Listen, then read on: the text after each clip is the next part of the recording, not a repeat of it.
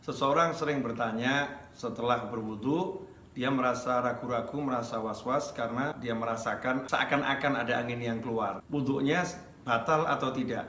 Ikhwani rahimakumullah, sesuatu yang pasti tidak bisa dihilangkan dengan suatu yang ragu-ragu atau kira-kira. Dia pasti telah berwudu, batalnya masih was-was, masih ragu-ragu.